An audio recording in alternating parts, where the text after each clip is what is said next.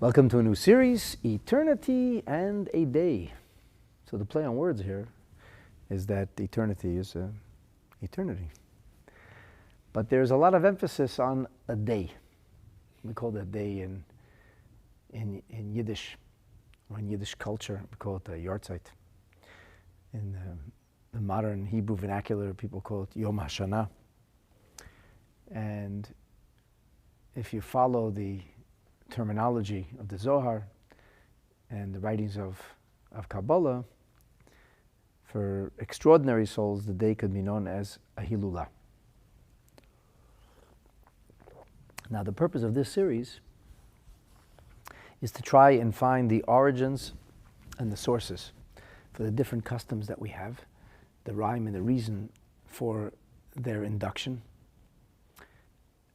And here's the really interesting thing. The vast majority of Jewish people are very careful about Yahrzeits. And people who could use a lot of improvement in their Yiddishkeit, when it comes to a Yahrzeit, that's the day you'll find them in shul. Yizkor used to be a big thing, then COVID came along. A lot of people forgot about that, but Yahrzeits is still a thing. And people are very careful about Yahrzeits. People who otherwise like to call themselves secular Jews. I was talking to somebody recently, and he said to me, I'm very secular. I'm a secular Jew. I said, really? How very secular? He said, no, very, very secular. I said, so did you have a bar mitzvah? He said, what do you mean? Of course I had a bar mitzvah. I said, do you have any children? He says, yeah, I have 2 sons. Did they have bar mitzvahs? Yeah, of course they had bar mitzvahs. I said, are your parents still alive? He says, no.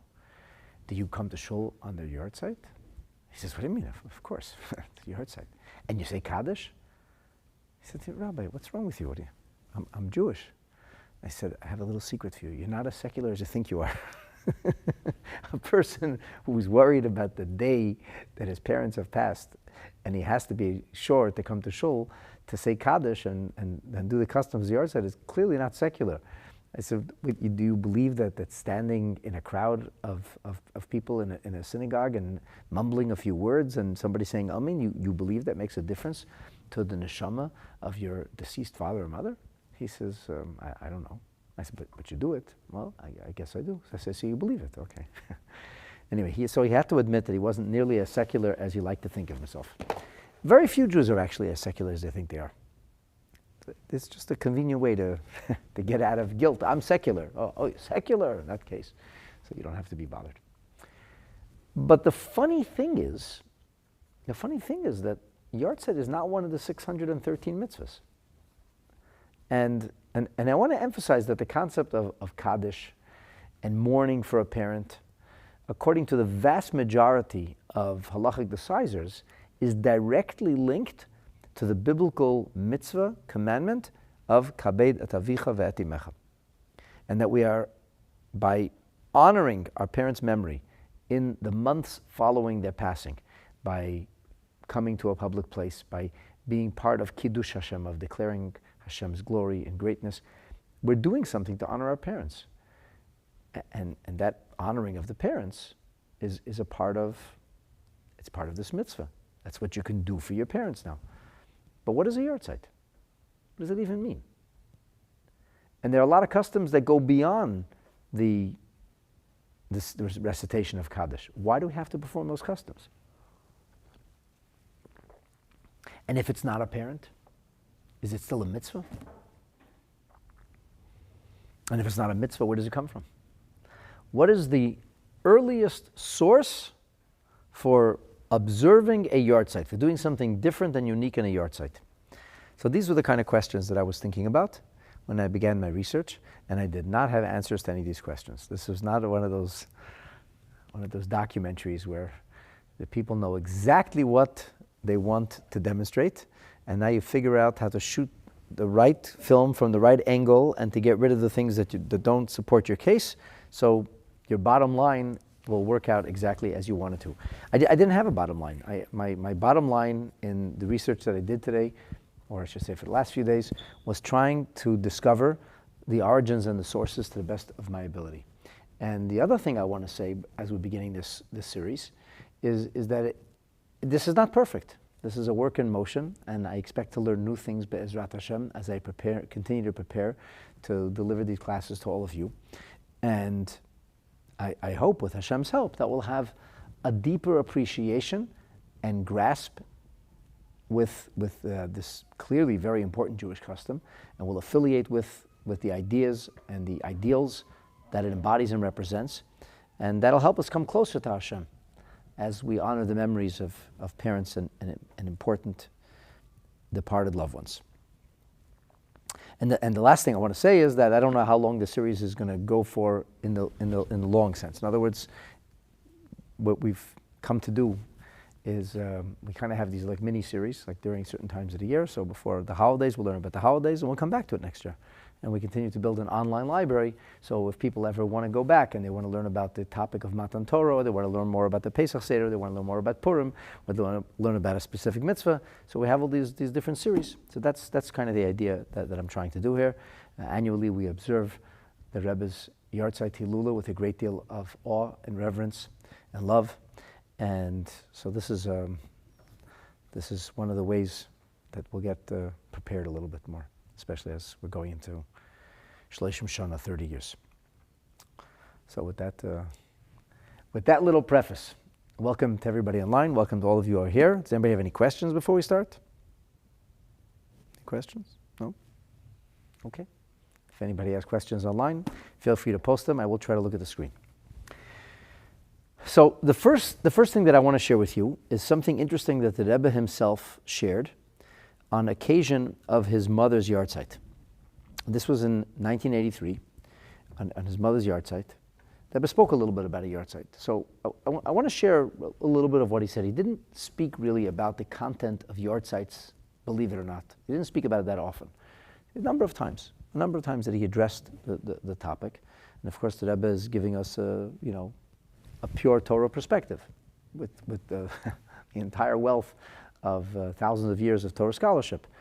But after I give you these introductory ideas, then we're going to say, okay, what's the earliest source? I'm going to take you back to the Gemara, because as the Gemara oftentimes does, by virtue of addressing a totally different subject, it will shed light on the subject at hand. And then we'll see how that ruling and that idea in the Gemara plays itself out in the Poskim, down to the Shulchan Aruch and the halachic decisors. And then we'll come back at the end. And what we're going to focus on, as we'll see, is a custom that many do not observe in today's day and age. And it's not even as widely known as some of the other Yahrzeit customs. Fasting. So that's because that is the first. That's the Ramah. That's, well, it's much more than the Ramah. That's the Gemara. That was going to be my question. Why is it becoming a cherished, It's an excellent question.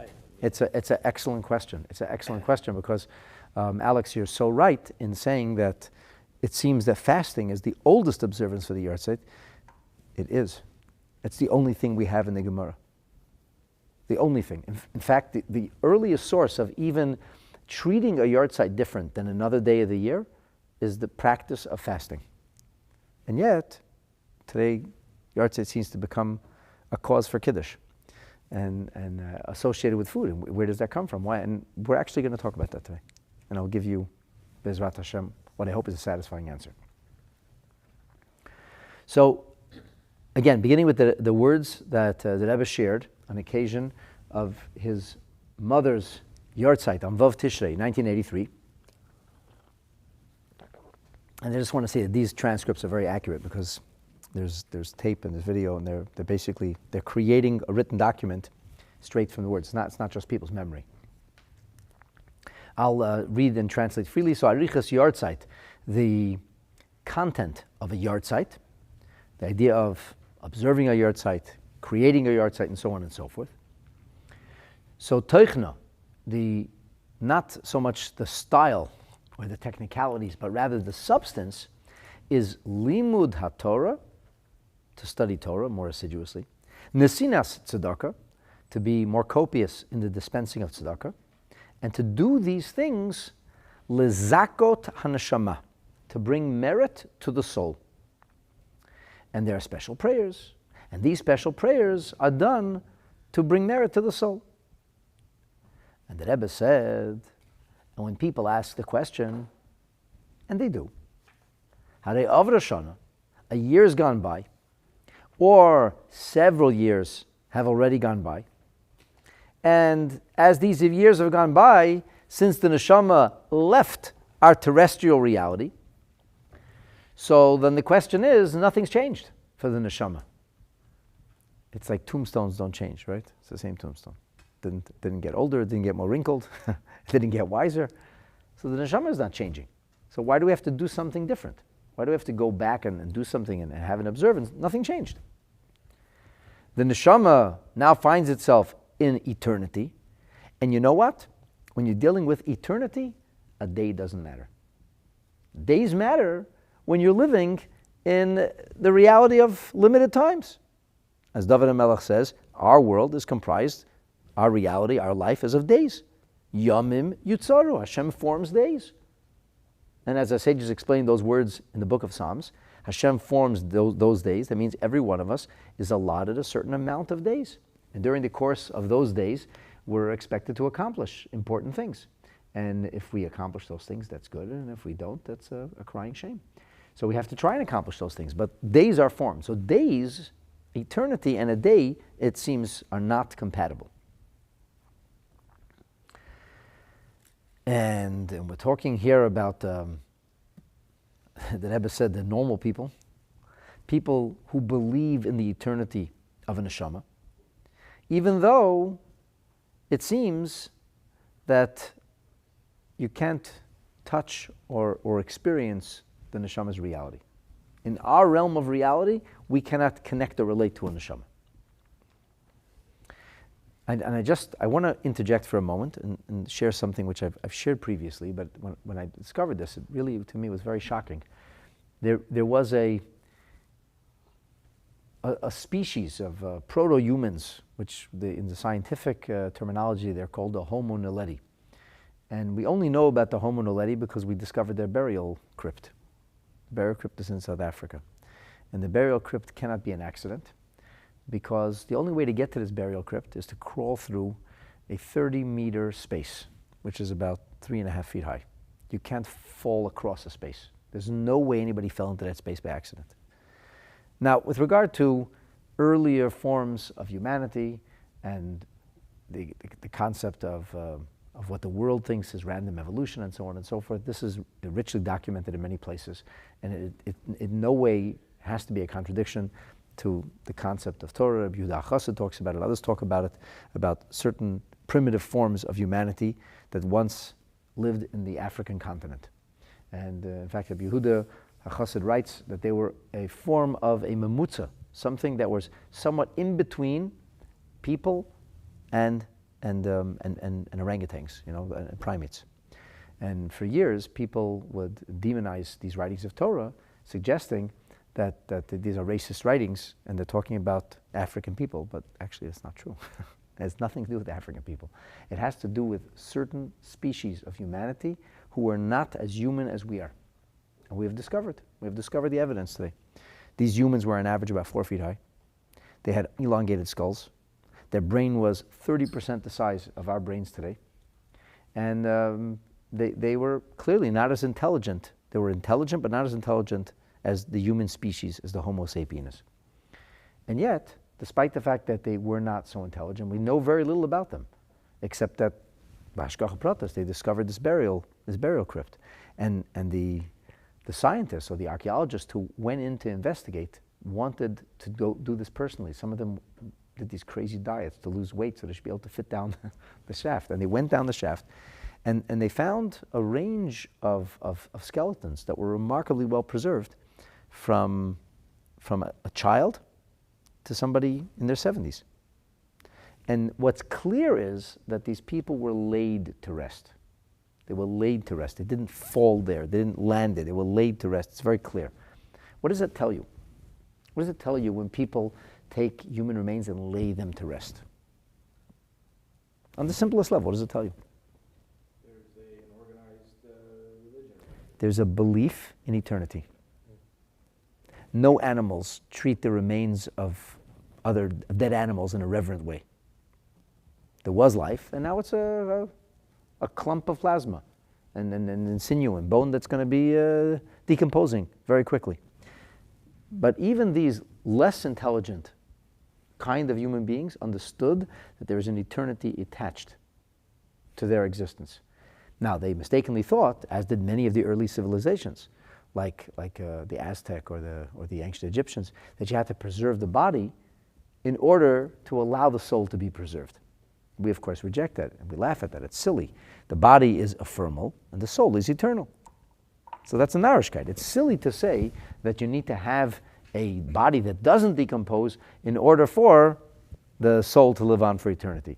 But my point is, you don't have to be terribly religious. You don't have to be terribly learned. It's normal that people believe in the eternity of the soul. I have met few supposed agnostics or atheists who don't believe that or speak like my parents are looking down at me. From where, pray tell? Like, what are you revering their memory? What does that even mean? You're an accident. You're just a clump of cells. And they're a clump of cells. What difference does it make? But that's not how we're wired. So the Rebbe said, although we speak here about human beings, and human beings naturally believe in the eternity of the neshama, especially people who are Torah Jews. And we understand, everybody understands, that the neshama is more durable, if you will, than the body. That the body is not eternal, that the body is undergoing changes constantly, the soul is not. The soul doesn't need to be fed, the soul doesn't need to be nourished, and the soul doesn't get old or sick. And so it's a spiritual reality. And because it's a spiritual reality, it doesn't need all of these external factors to be able to allow it to exist. So to say that the lack of a body, or that, well, the body is already, but at this point the human remains are gone, so the soul is gone, is a ridiculous thing to say. There's no reason to make correlation between the preservation of flesh and between the eternity of the soul. And in saying that, essentially what a Yahrzeits does is affirm our belief in the eternity of the soul, but very interestingly, the idea of a Yahrzeits not only emphasizes the eternity of the soul, but the eternity of the soul's impact and connection to us in this world. That the soul is not disconnected, even as the soul moves on. So the Yahrzeits is an embodiment of our emunah, of our faith, that the neshama lives on forever. But at the same time, the Rebbe said that there is a growth and development for neshamas in a positive sense. And that's what the Yahrzeits is about. It's about a year has gone by, and because a year has gone by, and because the eternity of the soul continues to live on, that there is a sense of life and a sense of growth. And the Rebbe used an incredible paradigm. The Torah never changes. Never changes. Torah is eternal. The Torah is truth. So the Torah can't change. I gave a sermon a few weeks ago about that Hashem loves Klal Yisrael, even when Klal Yisrael behaves very bad. And when the Navi didn't stick up for them, it didn't go well for him, right? So somebody in our show was very angry at me. And he said to me, how could you say this about the Jews who support our enemies? And you're mistaken and you're wrong. And I had an experience a few days ago, which maybe I'll share on Shabbos. And I came face to face with some very, very twisted examples of Jewish people. Very twisted examples. Very, very demoralizing examples. And somebody happened, this fellow who's angry at me, happened to send me a message right in the middle of all this. So I said, I'm sitting here and listening to Jewish people, Rahman al-Litzlan, demonize Israel. So he said to me, so do you finally agree with me now? And my response to him was that the eternity of Torah doesn't change. I said, I might not feel it, I might not like it, but if it's Torah, it's always emet. The Torah doesn't change. And that's, on one hand, the Torah, it says, HaTorah hazeh lo tohei muchlefes. Conversely, however, the same Torah, which is lo tohei muchlefes, the same Torah is constantly growing and developing, as we say, lahagdil Torah, to magnify the Torah, laha'adira, and to make it more beautiful, to glorify the Torah. So whether it is new circumstances or situations that we have to apply Torah truisms to, or whether it's the idea of taking the Torah and framing it in a new way, or by juxtaposition of different Torah ideas to be able to discover a chiddush, a true novelty in Torah, that's what Torah study is about. And both are true. And both are true. Is the neshama eternal? Yes. And eternity doesn't change. That's true. But at the same time, the neshama, which is eternal, continues to become enriched. And this is the concept of a yahrzeit. So a year has gone by. The neshama elevated a year ago. The neshama continues to elevate. That's the general observation of a yahrzeit. This is a perspective of a yahrzeit. And I'll add one more little detail. And the detail is that 2 years earlier, in 1981, also at his mother's yahrzeit, the Rebbe spoke about the concept of yahrzeit then, and he said that it is linked to the eternity of the neshama, which has, in a sense, passed from this world and separated from the bodily reality. However, not only is the neshama is not only eternal when it comes to heaven, when the neshama was on earth, it was also eternal. The neshama doesn't move into eternity. The neshama is always eternal. However, even though the neshama now lives in a reality of eternity, there is nonetheless things we do in this world in order to honor and to magnify and to continue to allow the neshama to accelerate in the other world. So the concept of a yahrzeit, as the Rebbe viewed it, is very much linked to the neshama's welfare. The neshama's welfare. And we're doing things for the neshama. Children, disciples, friends do things for the neshama. Which brings me back to my original question. When did we start doing this?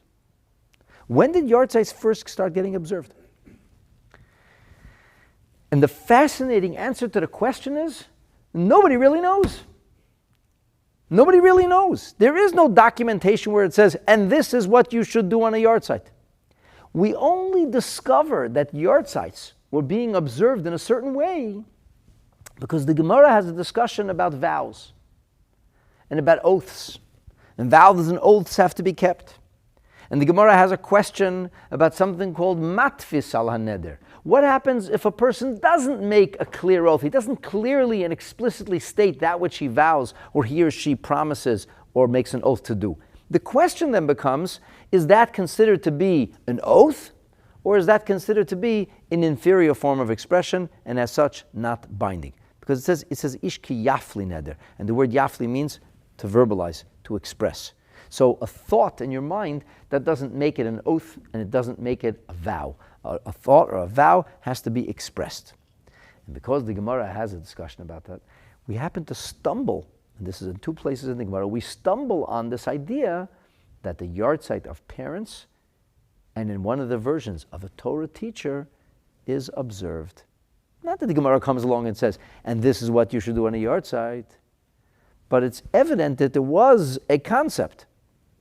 Not a new concept, a very, very old concept. And we only stumble on it by accident. And my educated guess is that this is very, very early. That this is something that was done probably really at the dawn of what we call Yiddishkeit today. It's just not documented. Because even in the Gemara it wasn't documented. This was an oral thing that people knew. And because it wasn't a mitzvah per se, it was never documented. Customs were never documented. Customs are things. You grew up in a Jewish home, you grew up in a Jewish community, you behaved in a certain way. It wasn't binding, it wasn't mandatory. It's what people did. We only happened to discover it, as they say, by accident.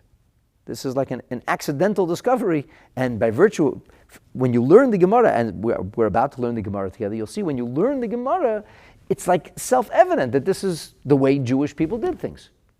When did they start? We don't know. But this is the way it was done. So let's move into the Gemara. We're going to look at two different sources in the Talmud this evening.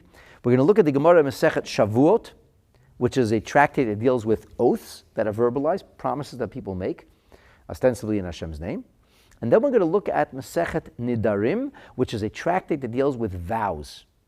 And there is much distinction between oaths and vows, although there is also much commonality. So the Gemara in Masechetot Shavuot, and this is on Daf Chaf Amud Aleph, records a dispute between the famous Talmudic sages and protagonists Abaye and Rava. And the question was about something called matfis b'shvua. When somebody doesn't verbalize the oath fully, but he says something that could be understood or necessarily would be understood as the concept of an oath. What's like a simplest example of an oath? A person could say, I'm going to do A, B, and C. And somebody else is standing there and he says, me too. With a hashtag, without a hashtag. He just says me too. It's obvious when he says me too that he intends to do what the first fellow is doing. But he didn't say what he's going to do. The other fellow said, I'm going to study 100 pages of Talmud in order to bring about a healing for somebody. And the other guy was embarrassed. He's doing this for their friend. And he says, me too. Me too what? He didn't say. But he did say something. When he said me too, he clearly was saying something. The question is, what was he saying?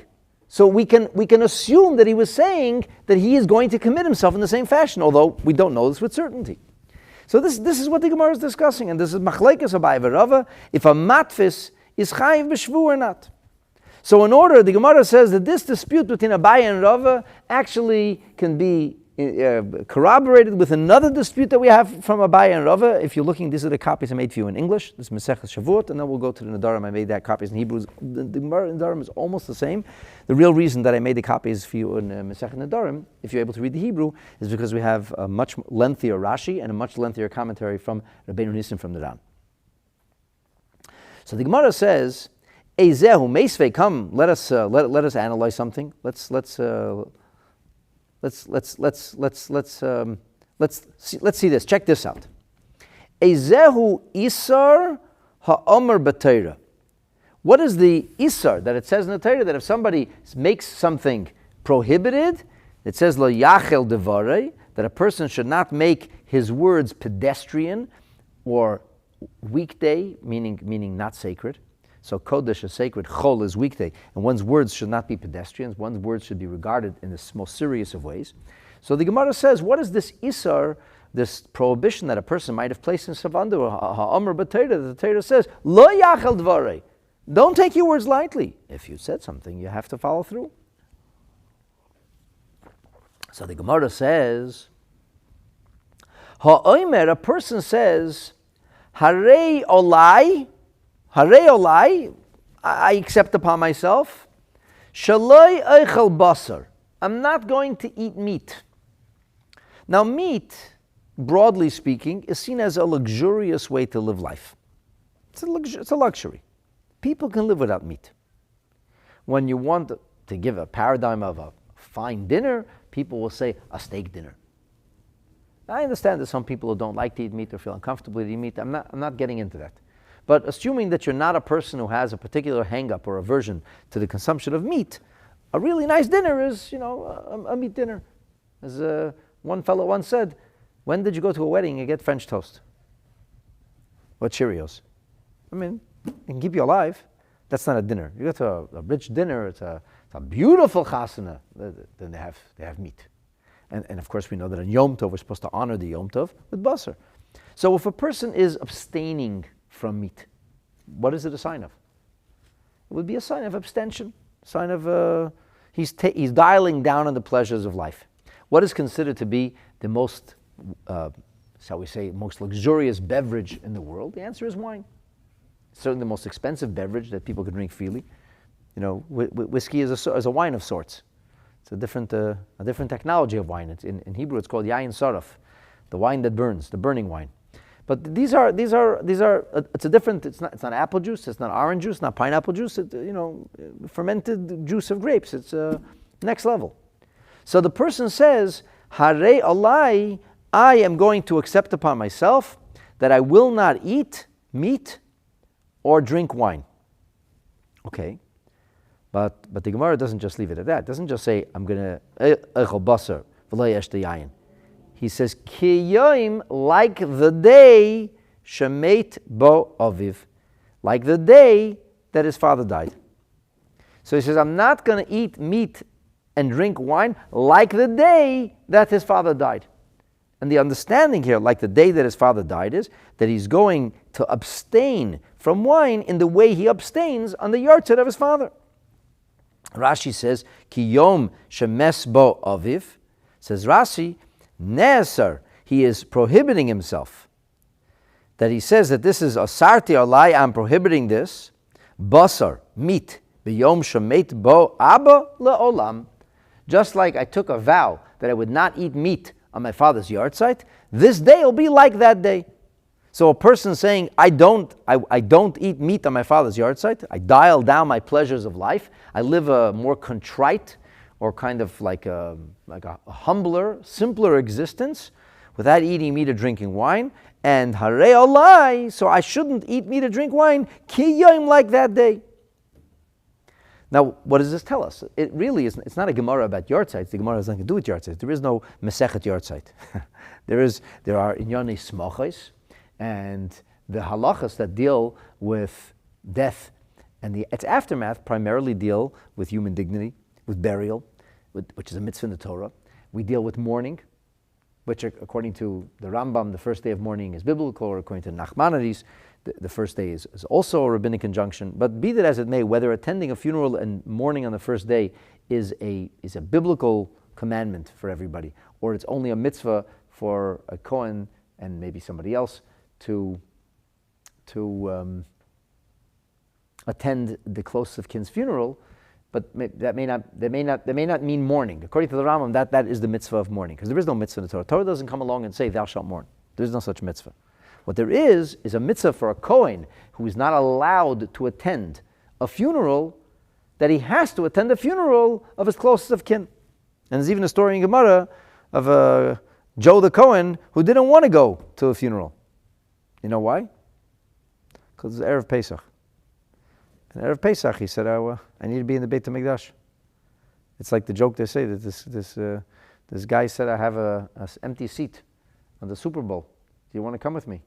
He says, how do you know the person's not coming? He says, because she died. Who is that? He says, my wife, but I can't miss the Super Bowl. It's a terrible joke, but that's what this Yosef said. I'm not going to the funeral. And the Chachamim forced him to go. And they made him tamei. And that was the only time in his life he missed the big event, participating in the Korban Pesach. Why? Why? Because it's a mitzvah for him to be there. The Rambam sees that as an embodiment of the mitzvah of mourning, and the Rambam therefore derives from this that the first day of mourning is biblical. The Balei HaTosfos and Nachmanides, they disagree, and they say mourning is not biblical. And incidentally, the Shulchan Aruch seems to follow the approach of the other Rishonim, not the Rambam, although we do take the first day of mourning very seriously, and we even supersede the fulfillment of many positive mitzvahs during the period before the burial, which is called aninut. So that's the kind of things the Gemara talks about. These are legislative things. These are mandated things. They're not optional. Mourning as we perform it, this is a rabbinic mitzvah. It's halachas. They're not electives. They're obligatory. People tell me they're having a 3-day shiva. I'm like, I don't know what that means. Shiva means 7. What is a 3-day shiva? Well, that's what we like. Okay, say that you like. Worship yourself. Do whatever you want. But if you want to do what Hashem wants, there is no such thing. Unless Yom Tov comes along and ends the Shiva. But you can't arbitrarily decide how long you want to mourn for or how long you don't want to mourn for. The Torah decides these things. These are mandatory things. These are obligatory things. So of course the Gemara is going to talk about it. We have a Masechet called Moed Katan. It deals with Yom Tov and it deals with such things. But Yahrtzeit is not discussed anywhere because, to be sure, although there is a chapters in the Shulchan Aruch that deal with memorializing loved ones and observing the anniversary of their passing, there is no mention anywhere in the Mishnah or the Talmud, no mention anywhere of the particular observances of a Yahrtzeit. We will, in this series of episodes, eventually get to the idea of Hilulah and the way Rabbi Shimon Bar Yochai reframed the concept of a Yahrtzeit. But the very fact that Rabbi Shimon Bar Yochai did this radical reformation of Yahrtzeit indicates that there was a certain custom in place, although the custom is not talked about anywhere. It's obvious from the fact that he reframed it, it's obvious that he departed from the custom. And then there's the question why, and many explanations. But my point is that the custom is real. It's just not documented. Why? Because it's a custom. A lot of customs are documented. The Gemara brings precious few details about minhagim. The only reason we get to hear about it is because we have a dispute about the definition of what is a vow. And because we have a dispute of the definition of what is a vow, so the example that the Gemara happens, b'hashgacha pratis, to bring is the person who says, I'm not going to eat meat, I'm not going to drink wine, like the day of my father's yahrzeit. Why do you say like any day? No, because this is a day that everybody understood. In those days, it was natural. Yahrzeit? Of course you're not drinking wine. Of course not. It's yahrzeit. It's yahrzeit. So everybody knows that. That's the whole point of the Gemara. That's the meaning of a matfis. He doesn't spell it out clearly. He doesn't verbalize it. He doesn't clearly say what it is, but it's self-understood. Self-understood means, or self-evident means, that it was so widespread, that it was so broadly known by everybody, that it goes without saying that everybody knows what the person means. The person doesn't have to say what they mean. Everybody knows what he means. And the Gemara gives us a number of other examples. So it's the day he says, I'm not going to eat meat and drink wine, like the day Shemeis Be'aviv. By the way, it's not father or mother differently, whatever. It's just the Gemara's expression. Or Kiyom Shemeit Bo Ploni, which are some yahrzeits that are important to us. A person says, I observe yahrzeit. Yitzi is asking if it's usher to eat meat or drink wine on a yahrzeit. A little patience, Yitzi. We'll get to Shulchan Aruch soon, and we'll see what we do also. But we're just looking now at the origins. If you need a quick answer, the answer is no. So the Gemara says, or like another day that was widely known, Kiyom Shenerag Bo Gedalia Ben Achikam. Now this Gemara provides us with insight into one of the great mysteries of Judaism, and that is that on the third day of Tishrei, we fast. Now, on the surface, it makes no sense. Why do we fast? It was because Gedalia died. Well, I'm sorry that Gedalia died. A lot more tragic events have unfolded for the Jewish people in the 26th, 27th century since Gedaliah's death. Well, it was a tragic death. Was it a crib death? How tragic was it? He was a mature man. So what was the tragedy? It was the tragedy of fellow Jews who were jealous, who didn't like his political appointment. Awful. Do you know how many terrible tragedies we have about self-inflicted wounds, about fellow Jews fighting, about fellow Jews killing each other? The whole destruction of the second Beis HaMikdash was full of these horrible events with the zealots at the Bir Yonim. So why are we fasting for Gedalia ben Achikam? So clearly, it's like self-understood, it's self-evident that Jewish people were so distraught at the day of Gedalia ben Achikam's death that centuries later they were abstaining from meat and not drinking wine. Why? The Rambam puts it very succinctly. He says that when the first Beit HaMikdash was destroyed, our glory and our honor were stripped from us, but there was still an ember. There's still an ember, something, a glimmer of Jewish life left in Yehuda, in Judea. Eretz Yisrael was not bereft of its Jewish population entirely. And then, when the local population refused to accept the authority of a Jew who was appointed to a position of power by the Babylonian Empire to adjudicate things in the wake of the absence of the king of Judea who had been exiled. Tzidkiyahu wasn't there anymore. No, they want to have anarchy. So they appointed some kind of governor. And when he was killed, so then it says, Nechba Gachelos Sheyisrael. Then the embers were extinguished. The coal was extinguished. And you can see in the Gemara that there was this very long shadow. It was a day of great sorrow for the Jewish people. That it was self-understood that Jews just didn't eat meat and they didn't drink wine on the day when Gedalia ben Achikam died. By the way, there's a discussion amongst the Rishonim. Yitzi is saying he thought Gedalia died on Rosh Hashanah. It's actually a machlekes amongst the Rishonim. If Gedalia died on Rosh Hashanah, but we don't want to make a fast on Rosh Hashanah, so he pushed it off to the day after. There is some Rishonim say that he actually was killed on the day afterwards. Michal David wants to know about the customs of fasting or redeeming fasting. Guys, patience. We're just learning the Gemara. We'll get to all that.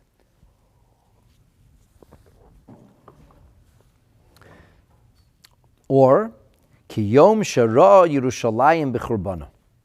It seems that seeing Yerushalayim in its destroyed state for the first time was such a traumatic thing that the people never forgot that day. And for the rest of their lives. It was a day of intense trauma that they wouldn't drink wine on that day and they wouldn't eat meat on that day. There's a very interesting letter from the Rambam. Rambam was in Eretz Yisrael for a very short time before he had to flee to save his life. His life was in real danger. If the Crusaders would find out who he would be finished. But the Rambam did make a point of going to Yerushalayim, and it was very important for him to go to Hebron, to pray at the grave of Avraham, Yitzchak, and Yaakov, of Sarah, Rivka, and Leah. And the Rambam wrote in a letter, he recorded the day he came there, and he said, this day will be a Yom Tov for myself and for my progeny. It will be a day, a joyous day for us, the day that I came to meet my ancestors. So we can see that was a day of joy for the Rambam, but the day a Jew might have seen Yerushalayim in its destruction was such a traumatic thing that was understood that people, they would mark that day every single year. So the Gemara says, so this is the concept of matfis beneder. This is the idea of matfis beneder. This idea of, I didn't actually say anything, but I said, I'm not going to eat meat or drink wine like these days. And these days are so widespread and so widely known that it didn't make a difference if you didn't say anymore. That's already matfis. And this, of course, is the question. The question the Gemara is saying, how could Rava say that you're not obligated if you're a matfis, when after all, here we see that this is a Brisa. Brisa precedes Abaye and Rava. It's a Mishnah era, a Mishnah genre teaching. And it says clearly that a person like that is chayiv. Because it says, Zeu Isser. What's the prohibition of the Torah? What are we talking about? And the answer is, Zeu Isser. The Isser is that kind of matfis. And we're talking about a matfis. Incidentally, what does it mean that he's not chayiv? What does it mean he's not chayiv? So I'm just going to share with you what the Rambam says in Hilchos Shavuos. Not everybody agrees with the Rambam. But the Rambam says, the Ramban disagrees, but the Rambam says like this. This is Hilchos Shavuos, Perek Sheni, chapter 2, Halacha Tes, paragraph 9. Im nishba shale'echol basar zeh. A person says, I'm not going to eat this meat. And then he says, this bread is like this meat. So the question is, it's self-understood he's not allowed to eat the meat. Because he just made a vow. He just made an oath, I'm not going to eat that meat. But when he made an oath to treat the bread like the meat, the question is the bread also prohibited? The Rambam says, Harehu patur al hapas. He is exempt. He's exempt from consequences or punishment if he eats the bread. Why is he patur? Shaharei lahotzi shavua mipiv alav, because we paskin like Rava most of the time, and he didn't say I take an oath not to eat the bread. He said the bread like the meat. So even though everybody knows that he just made an oath not to eat the meat, and now he's saying the bread is like the meat, but in fact he didn't say I won't eat, or I'm prohibited, or I swear that I won't eat the bread. He just said the bread is like the meat. So if you look at the words alone without context, because there are things for which context matters. In fact, most things context matters. If you look at the context, it's very clear what's going on here. He said clearly, I swear I'm not going to eat the meat and the bread too. But when he said, and the bread too, if you take it out of the context, it's not clear. Bread too. Bread too what? I don't know, bread too. It's not clear. So potter, the Rambam says potter. He didn't verbalize. What did he do? Hitfisa. Hitfisa means like you grab it. It's by extension. The Rambam says, even though he's exempt from violating a negative mitzvah of the Torah, he won't receive the stripes that a person would receive had he been warned and had he done it in a mindful way that was clear to everybody, that he receives stripes as a punishment, or an offering that has to be brought to make up for this vow that he made. So even though he's exempt from those consequences or punishments, he's not allowed to eat that bread. If you want to know in halacha, if he says, may I eat this bread? According to the Torah, the answer is you may not. Why? Because hitvis b'shvur. So hitvis b'shvur. So the Rambam learns pshat and Rava. The Rambam says the Rava doesn't say it's not a vow per se, meaning you're allowed to. The Rambam holds that you are going to be exempt from punishment. And the Mefarshim on the Rambam tell us that it's not a rabbinic prohibition. The Kiryas Sefer says very clearly that the Rambam's opinion is that it's Osir min HaTorah, but not everything that is proscribed or Osir min HaTorah is necessarily going to have a punishment that comes along with it. And a simple example of where we could have a prohibition from the Torah, but a punishment that doesn't apply. So it says, Ein oinshin ela im kein mazhirin. You can't be punished unless the prohibition was clearly spelled out. So, if there's something that we are able to derive or understand from the Torah, it's implicit, but the Torah doesn't say, thou shalt not, then in that case, no punishment applies. The law book has to be clear. Chapter and verse. Do not do this. But the person will say, did you not understand?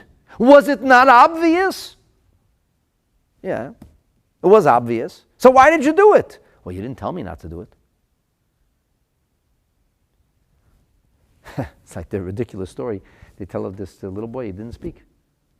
First birthday passes, second birthday doesn't say a word. Parents are going crazy and they're going to doctors. The kid doesn't speak. One day the mother's preparing breakfast and the bread is burning in the toaster. And the kid screams, "Mama, fire!" And the mother turns around and the toaster's on fire. She pulls out a fire extinguisher and as soon as she finishes it, she says, "Yingala, you spoke," she says. You spoke. He says, yeah, I did. "Why did you never speak before?" she says. He says, "You never burned the toast before." It's a silly joke. It's a silly story. But the point is, like, why did you do that? I don't know. Don't you know you're not supposed to? Yeah. Well, why'd you do it then? Well, you didn't tell me not to. So there's something to that. I mean, that's not nice. It's not appropriate. It's not right. But at the same time, you're not going to be held culpable. Why? You didn't do it. You didn't do it when you weren't told not to do it. You should have just not done it, but you weren't told not to do it. This is the opinion of the Rambam. We're going to go with that. We go with that because it helps us to. It's much easier to understand the Gemara in the way the Rambam does this, and as the Cherished Sefer explains the Rambam. Like I said, there are other opinions. The Ramban believes that according to Rava, there's no prohibition whatsoever biblically, only a rabbinic prohibition. But at any rate, the Gemara comes back and queries, and the Gemara says, hey, here we have a clear statement where somebody is matfis, where somebody says, I'm not going to eat meat or drink wine like the day that my father died. And what's the halacha?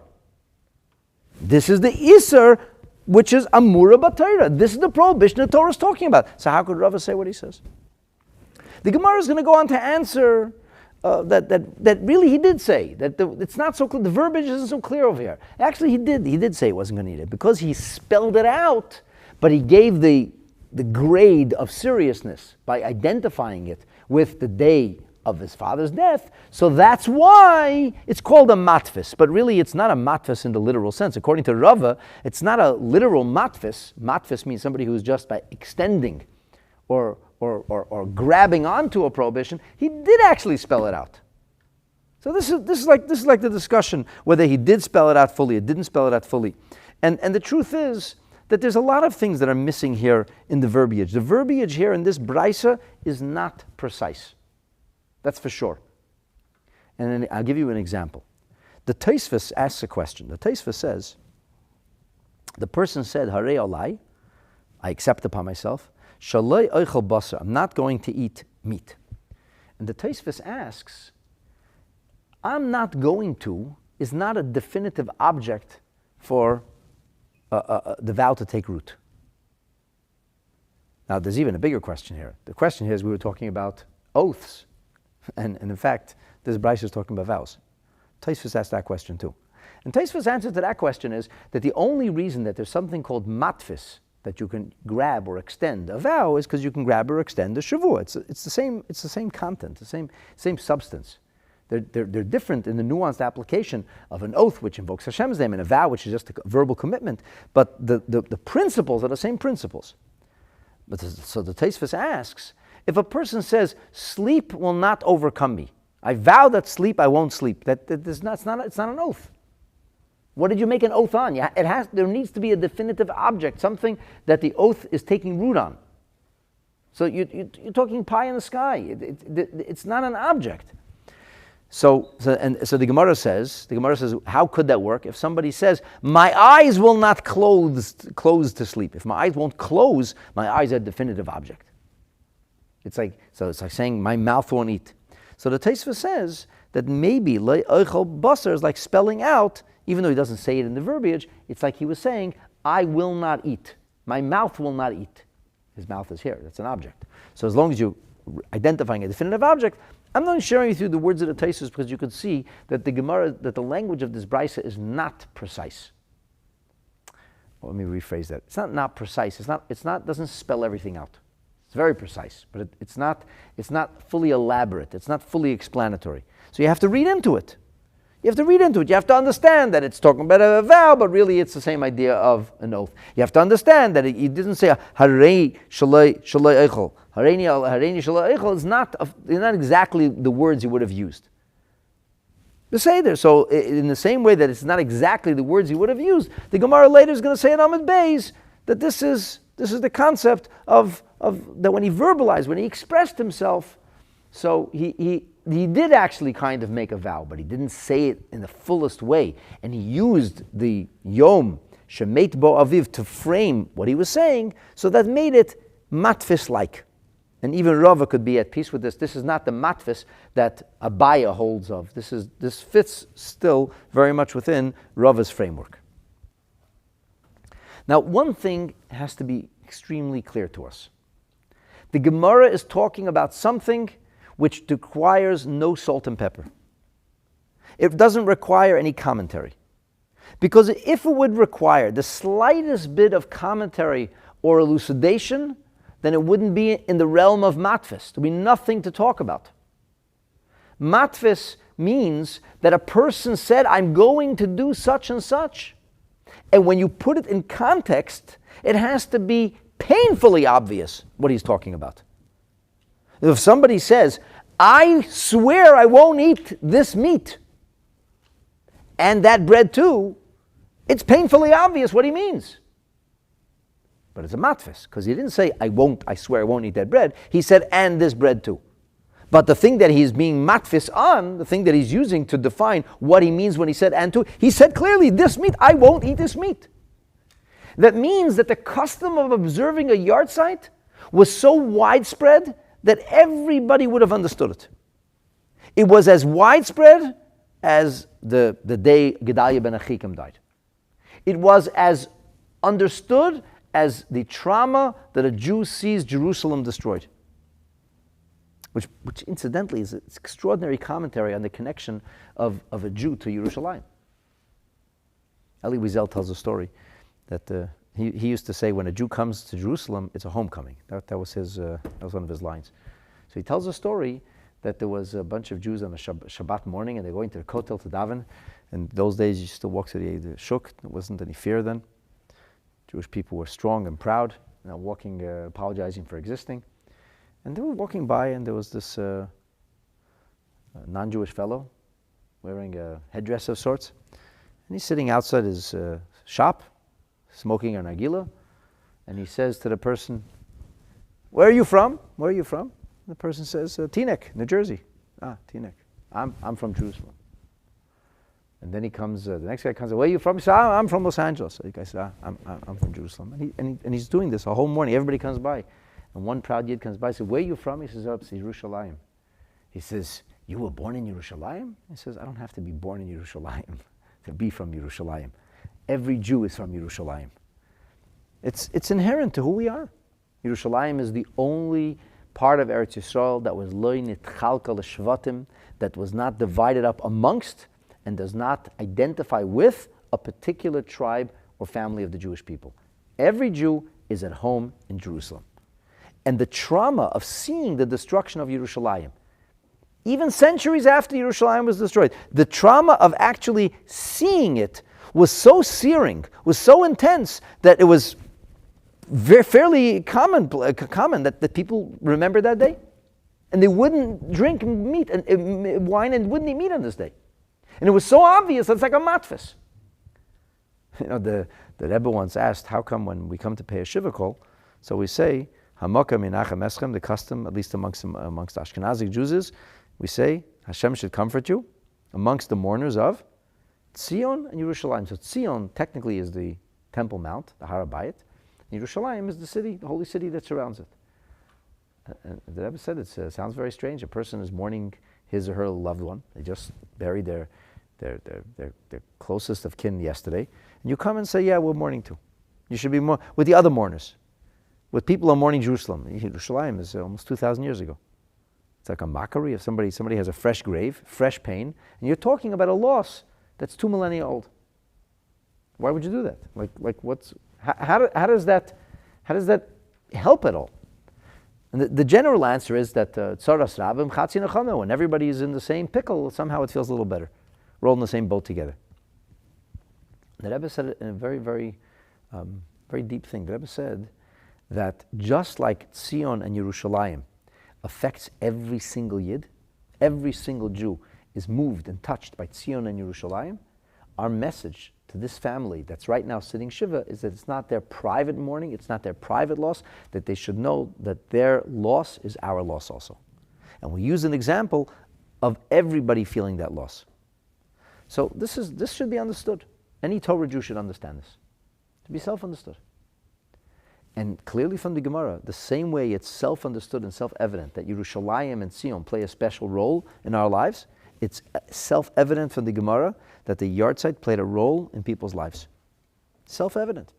So is this a documentation of Yahrzeits? The answer is no, it is not, per se. But it is a very powerful documentation of Yahrzeits. It's much more than the Gemara saying, and this is what some have been customarily doing in a Yahrzeit. Because we have some, the Gemara will talk about customs. This is what some did. No, this is something where the Gemara's comment is self-evident that we're talking about something which is of universal understanding amongst all the Jewish people. And from the juxtaposition of other things, we can see that also. Let's go to the Gemara Nedarim, because the Gemara Nedarim adds a very interesting nuance.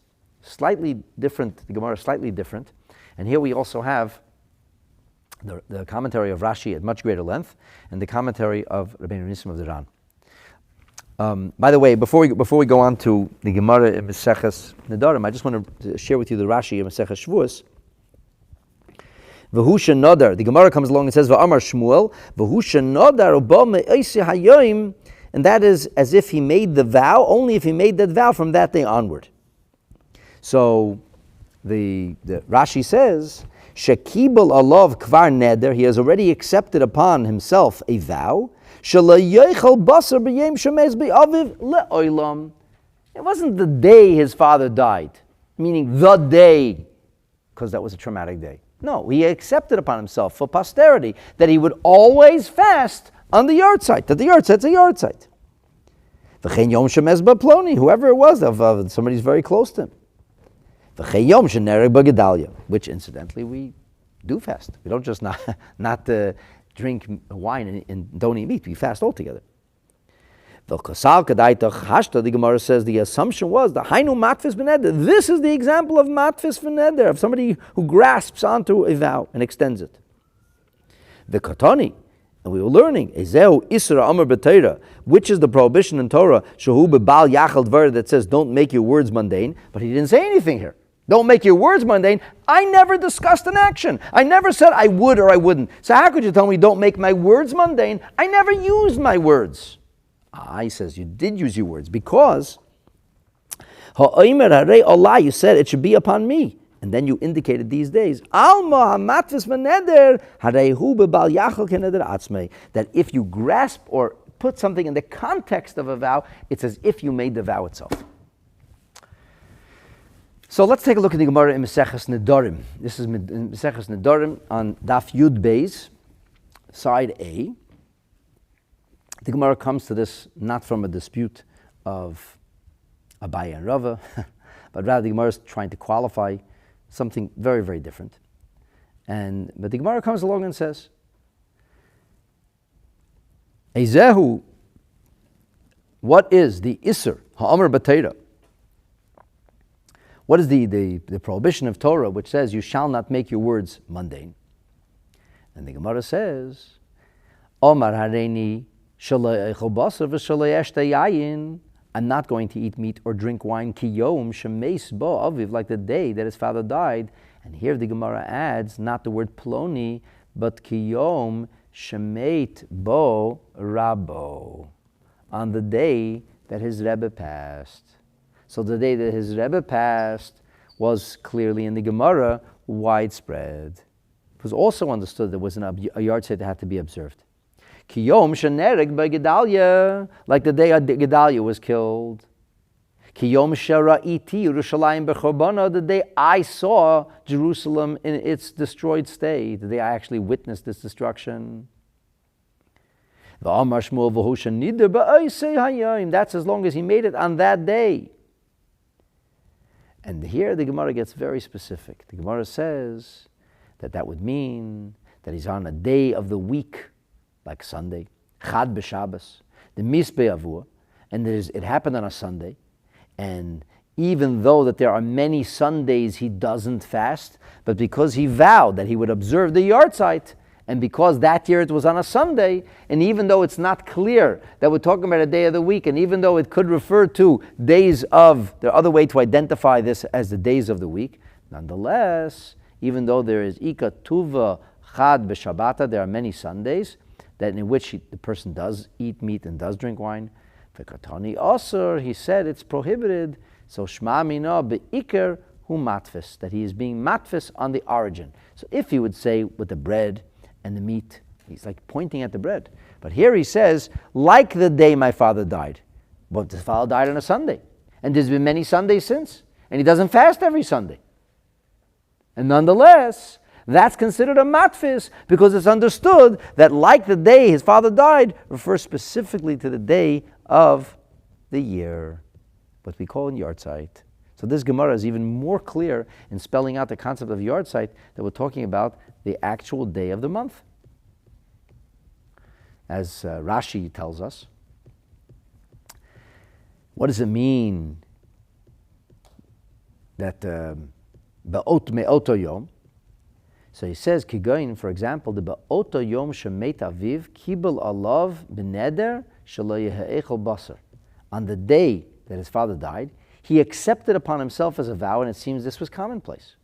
Ukigon da have osa yom chad be'ir. Suppose that day was the first day of Iyar, which, by the way, is problematic because the first day of Iyar is Rosh Chodesh. So it's a big discussion. If the Yahrzeits is Rosh Chodesh, are you allowed to fast? Right? How does that work? Now there's Chad b'Shabbos. It was also there are many Sundays that have gone by that were permissible in between. And Sof Shana, now he's back at Iyar. And some years it'll even come out Iyar on the first day of the week. And he says, I'm not going to eat on Sunday, like that Sunday. So it's not even as clear now. He says, I'm not going to eat on Sunday the way I didn't, in the way I vowed on that particular Sunday. And what was that Sunday? That Sunday was the Sunday his father died. And he accepted upon himself that he was going to fast. So even though there are many other Sundays, and he didn't make it clear, he said, I like that Sunday. Which Sunday? There's so many Sundays since last year. Nonetheless, that was the day his father died. It was abundantly obvious what he's referring to. And from this Rashi, you can see even more so how self-evident it was that when the person had this traumatic experience, it's like a year later, and there's been many, many Sundays, and there's room to interpret the words that the person used, which wouldn't be as incriminating or as mandatory or as obligating. And nonetheless, we said, no, this was understood, this was appreciated. This is a Yahrzeits, and the Yahrzeits has to be kept. In the words of Rabbeinu Nissen in the Ran, so he says, what does it mean, Shenada ba'osa yom, Kasalka daitach shenada ba'osa yom shemes, that on that day, v'chein nodar pam achas, one time he took upon himself that he wouldn't eat meat or drink wine on the day of Gedalia died. And we say that he's matfis yom achar ka'osa yom, that he's now extending, just as that day has to be observed in this fashion, it'll be extended to another day as well, which will be observed in like fashion. So again, the emphasis is very, very clear. This is the first documented example of observing a Yahrzeits. And now the next big question is, okay, so is that what we do? Do we not eat meat and drink wine on a Yahrzeits? What is actually the custom? So let's take a look. Firstly, you should know that there's a big question whether the day, in the writings of the Rishonim, there comes a question, is it the day of burial or is it the day of the Yahrzeits? Here is a shaila that was received by the Trumas Hadeshen, which predates the Shulchan Aruch. The shaila is found in the first section. It's question number 293. And he says, there seems to be a great deal of contention here of how we observe a Yahrzeits. Some are saying that the Kaddish and the Baruch Hu, this is the Trumas Hadeshen, so listen, is B'yom HaKvura, and some are saying it's B'yom HaMita. Some are saying it's observed on the day of interment, and some are saying it's the day of burial. So which day is it? So the Trumas Hadeshen responds, and he says, it would seem B'yom HaMita, the day of death, is the day to observe. And this is one of the great sages here, and some of the disciples also felt like this. But says the Trumas Hadeshen, conversely, I've heard it the other way too. Kama gedolim gamkein horu. There are other very great people who have suggested and indicated that it's b'yom hakvura, and they bring a proof from a biblical story. What's the proof from a biblical story? Says the Trumas Hadeshen that we have the nevuah of Rivka. The Gemara says Rivka said, "Why should I lose you both?" Meaning Yaakov and Esav on the same day. She's still a mother. Why should I lose you both? What happened? So he said in the first chapter of Masechetot Sota, where we hear the details of the burial of Yaakov Avinu in Hebron, we hear about Chusham, the son of Dan, who could not understand why his grandfather's bear was waiting outside, because Esav showed up. And Esav claimed in Maratang Chapela, he says, you already took your portion because you buried Leah, so now the other grave is mine. And Yaakov said, we talked about this a long time ago. I paid you a lot of money. And Esav said, yeah, show me the documentation. And, Yaakov wasn't talking, but his children were talking. They knew about the documentation. Nobody thought to bring the documentation with them. Imagine showing up to the funeral, the deed you bought the plot. So they sent a runner, Naphtali's son, they sent him to run all the way back to Mitzrayim. And now the funeral is going to wait for, I don't know, a long time. So Chusham was hearing impaired, and he didn't quite understand what was going on there. And he said, all he understood was this wild-looking man is stopping his grandfather's burial. So he picked up the first weapon he could find, and he bludgeoned Esav to the point that his head and his shoulder were no longer attached. He was just clueless, what he was doing.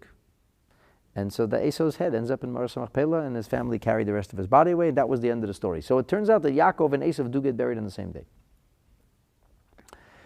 And Misasam, after Misasam lav b'yem echad. So we see from this story, Alma, he says, the Trumas Hadeshen, Yom HaKvura, Choshev, Yom HaShikol, the day of loss, the day of pain, the day of sorrow, it's the day of interment. Day of interment. And I've seen, people react different ways. Sometimes for people, the burial is more difficult than the death. It's more final. They can't, putting somebody in the ground and sealing, that's the most painful thing of all. That's the tzaras halev, that's the pain in the heart. That's the real ka'ev. So therefore, the son has the pain in his heart for the loss of his parent. That's when he's going to feel fasting. Anyway, the Trumas Hadeshen says, however, conversely, if you look in the Gemara doesn't say kiyom shekavru, it says kiyom shemet.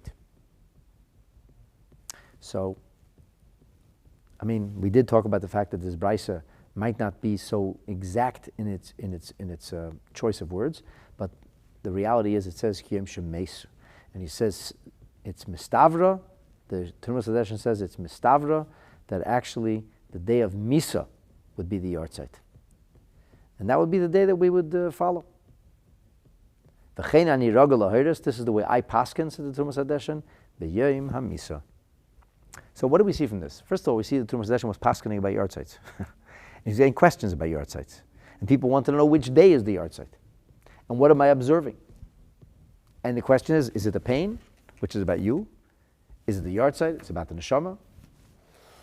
In the commentary of the Bach on chapter 402 of Yoredeya, so the Bach says, discusses the Tur, which is the forerunner of the Shulchan Aruch, Rabbeinu Yaakov, the Tur. He does not mention anything about fasting. He mentions about the Yahrtzeit, but doesn't mention anything about fasting.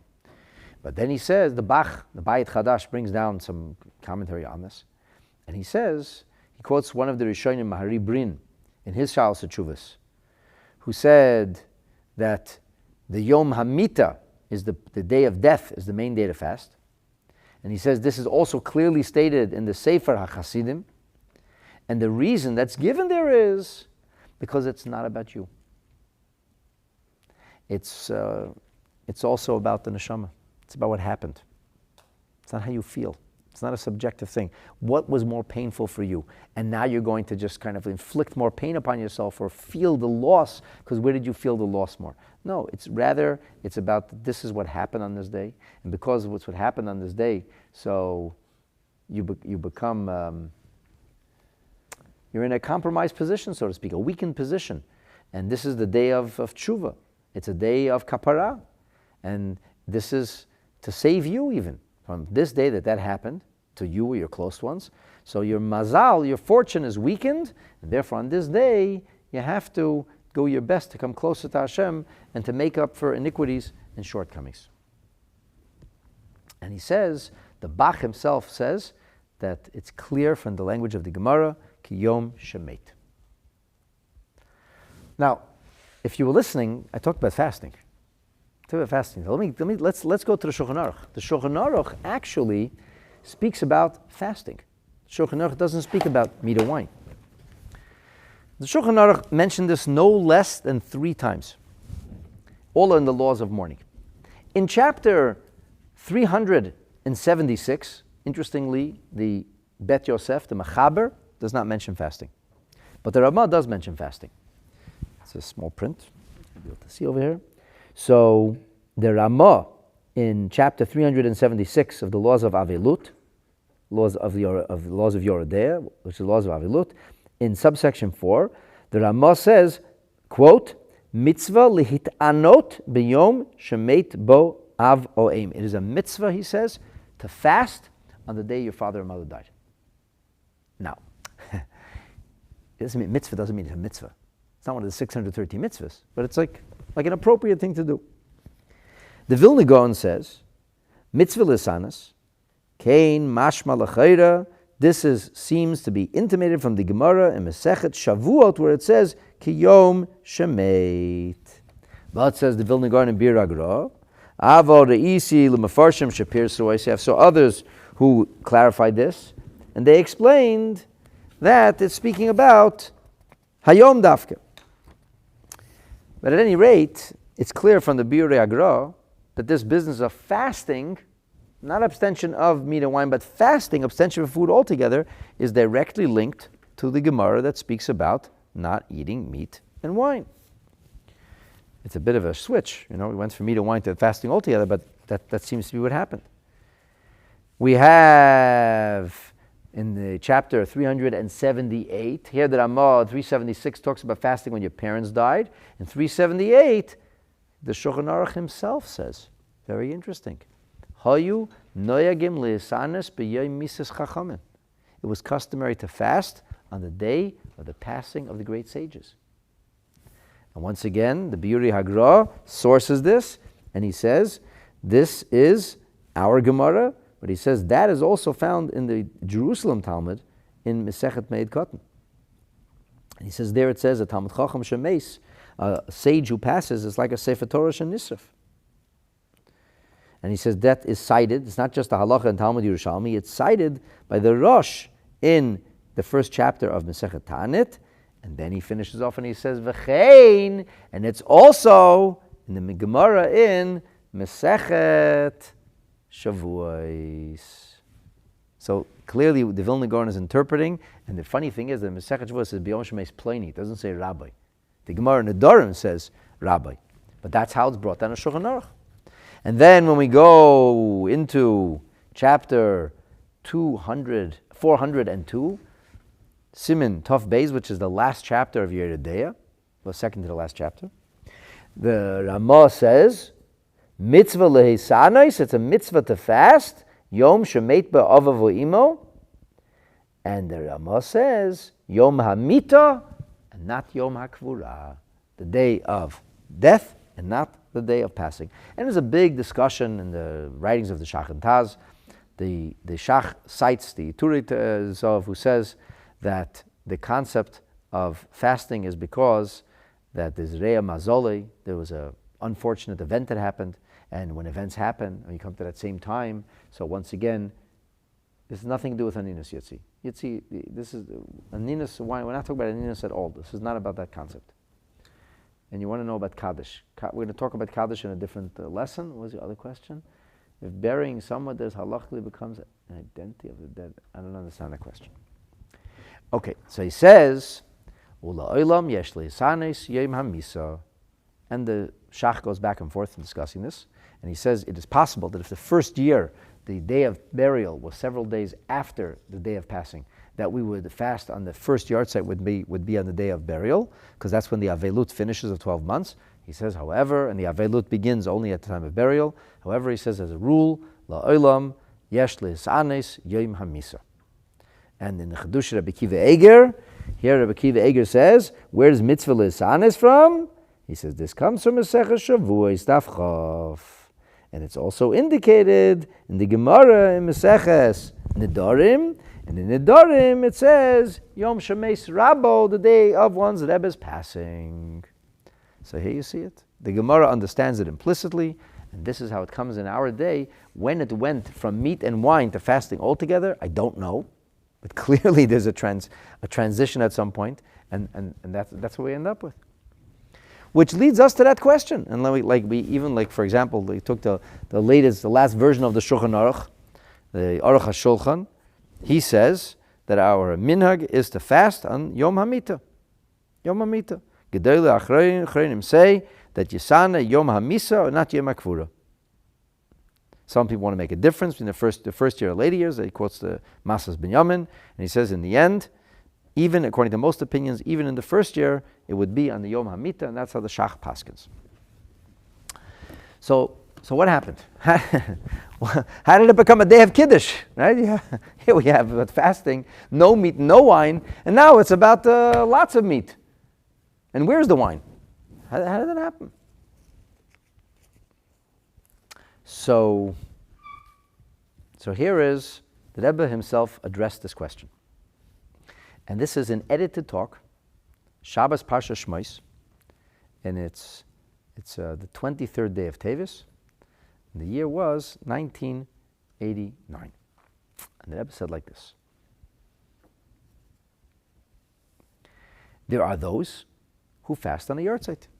It's edited. Yesh noigim lisanas b'yahrzeit, ubefrat b'yahrzeit shel tzadikim. In fact, in Orach Chaim, in chapter 580, there's a whole bunch of days that you're supposed to fast, and almost all of them are days when tzaddikim died. So there's this business of fasting. The Rebbe says exactly your question. Omnam loy matzinu, we don't find she'inyan zeh muva b'minhagei Chabad. We don't find it brought in the customs of Chabad teaching. Ubesifrei Yesoidei shel Torahs Chabad, and in the foundational texts of Chabad teaching, which is the book of Tanya and the Alter Rebbe's primary books of Maimorim, the books of Torah Or and Likutei Torah. The Rebbe does mention in a footnote that it is discussed in a drush of the Alter Rebbe as to the difference between the yahrzeit of Reb Shimon Bar Yochai, which is called Hilulah, and we'll deal with that extensively in Meretz Hashem, and the day of the passing of other tzaddikim, even Moshe Rabbeinu, that there is a concept of fasting. That is mentioned in a much later manuscript of the Alter Rebbe, but in the foundational text of Chabad, it's not found at all. Nobody ever talked about why, but it's a matter of fact, matter of public record. So this is the explanation. This is the only time that the Rebbe spoke about this in a very, very clear way, and he gave a clear answer. V'yesh leimer, shezeu behesim l'shitas hachasidus, that this is in keeping with the approach of Chassidus, and especially Chassidus Chabad. Shebedeiris elo ha'achareinim, that in these final generations, tzarech lemayit b'tainiot v'sigufim, we have to minimize mortification and minimize fasting. And the Rebbe here cites a famous teaching of the Baal Shem Tov that's based on the verse that describes a person who sees his enemy's donkey faltering. Kisira chamor soinacha. Pasuk in the 23rd chapter of the book of Exodus, Parshas Mishpatim. The 5th verse in that chapter says, when you see your enemy's donkey faltering under his heavy load, what should you do? Aziv tazav imay, help him. Don't let him collapse. And the Baal Shem Tov said that this means that we should not bring mortification to the body. The Baal Shem Tov brought to mind the teaching of the Maharal of Prague, which says chamor means donkey, which is also the same Hebrew words for chomer, which means crass materialism. And he says, don't destroy the material. Don't destroy the body, which is a chamor, a donkey. Don't give pain to the body. Ela adrabah, ozev tazavime. Help the body serve Hashem. That you should serve Hashem not against the body, but with the body. And this is similar to a teaching of the Maggid. And this teaching of the Maggid is preserved in the book of Atomim, where the Maggid said a little hole in the body can become a big crevice, a gaping hole in the soul. And the Maggid was saying that a person has to be very careful to be healthy. Because if a person destroys, chas v'shalom, his or her health, this results in the opposite of good health for the neshama. And the Rebbe said, the Alter Rebbe says in Tanya, in Igeres HaTshuva, he spells it out in the 3rd chapter, that the Alter Rebbe says, even though it says in Kisvei Arizal that there's a certain amount of fasts for a certain amount of sins, and fasting is a very powerful way for us to accelerate the process of atonement, but there is Seinu Eila, in these generations, the Alter Rebbe says, Osur lahar bespetainius. One is proscribed, it is prohibited to fast copiously. Even ta'aniyot of tshuva. And he cites a teaching of our sages, that somebody who can't fast, but fasts anyway, is not called a hero, but the Gemara in Masechet Tanit calls him, on page 11, calls him a sinner. So the Rebbe said, it's not that Torah changed. Torah doesn't change. People changed.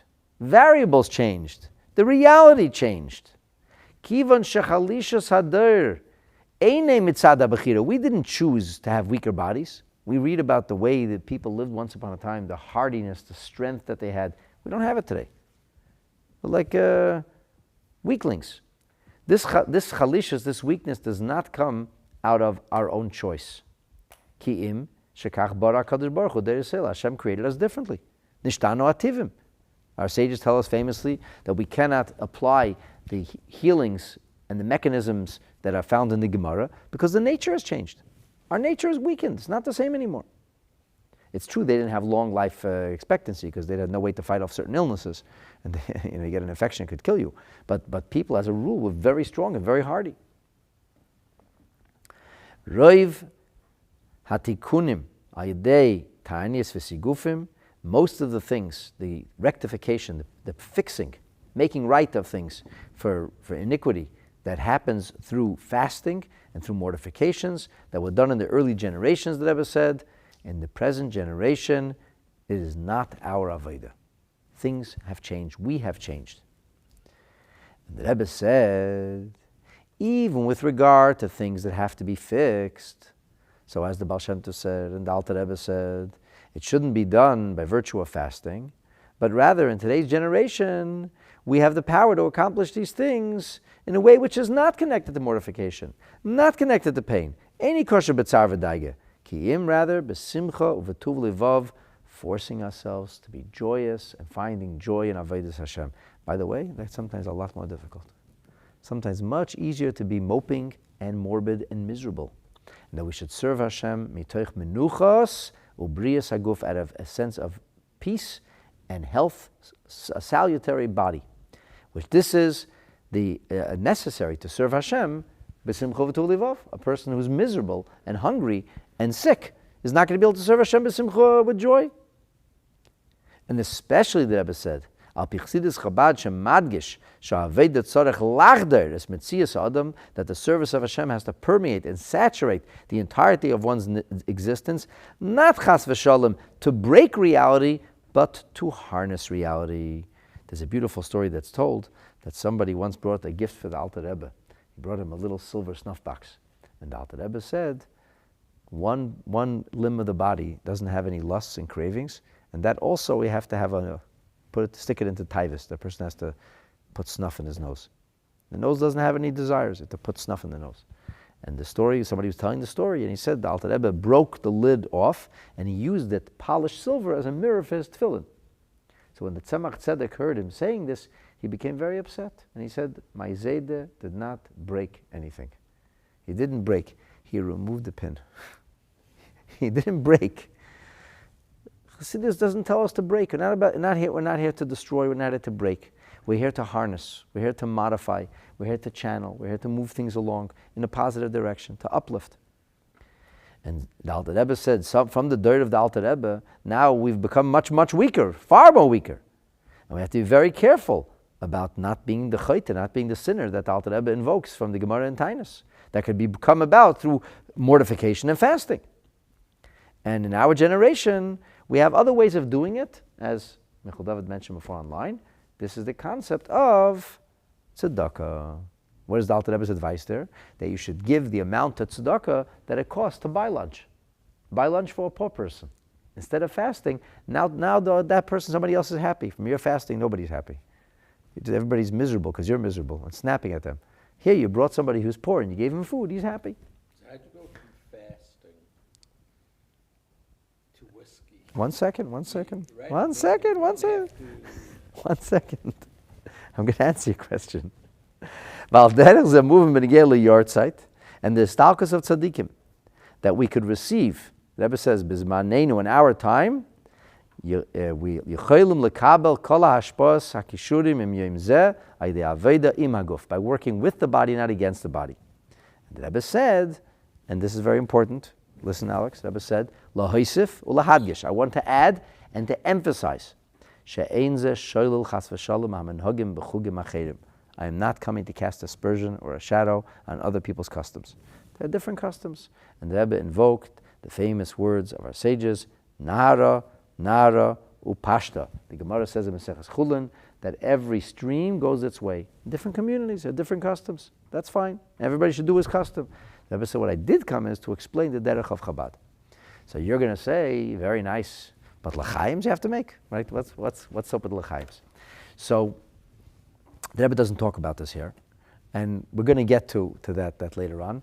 But the idea of a l'chaim is that when Yidden say l'chaim, their inhibitions drop and they become a little bit closer together. The point is that a bracha is recited, and Yidden come together. Even in communities where people fast, the other people say l'chaim. The person who himself doesn't say l'chaim. My Zayda, my father's father, Olav Shalom, who grew up in a very Lithuanian family, in a very Lithuanian milieu, very strong Litvak, before he went off to the secret yeshivas of the Frierdiker Rebbe at age 12.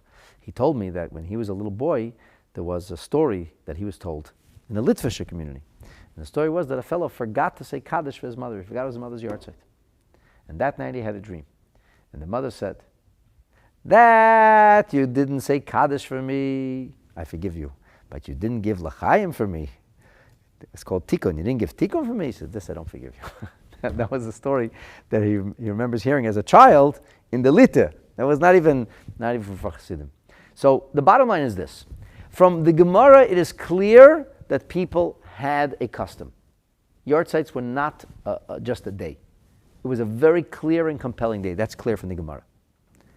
The details of how and what you see from the Gemara, where they were not drinking wine, eating meat. The next thing we hear about is everybody's fasting. And the Vilna Gaon and B'Kiv Eiger say, that's the Gemara. That's the source. So Yahrzeits have always been observed. And it is not only possible, but it's clear that the methodologies of Yahrzeits, whether eating or not, is something that shifted over time, depending on circumstances and people. But what has not shifted is the concept of the widespread, ubiquitous nature of observing a Yahrtzeit. So now we have traced the earliest of customs and the earliest idea, really, of the observance of a Yahrtzeit being widespread despite its lack of documentation. The only way to understand the Gemara in Nedarim and the Gemara in Shavuot is that it was so widespread that it provided context even if a person didn't say anything, which is very powerful and meaningful. And Be'ezus Hashem Yisbarach, we're going to continue to learn more about the subject in the episodes ahead. Shekoyach for joining us. May Hashem help us that this become rendered moot, because when Mashiach comes, we'll be Zoicha Eretz Hashem Tetchias HaMesim. But the Rebbe did say that when Mashiach will come, and even though the tzaddikim will be back, it will be no more Yahrtzeit, but the Hilulah will still be. We'll still celebrate a Hilulah. That will remain a day of continuous celebration. So may we merit to have the negative elements of Yahrtzeit removed, only the positive elements of Hilulah, and we should be Zoicha to see that b'mheira o b'yameinu, speedily, and in our days. Amen. Thanks for joining. Please subscribe and share, and keep on coming. Have a beautiful night.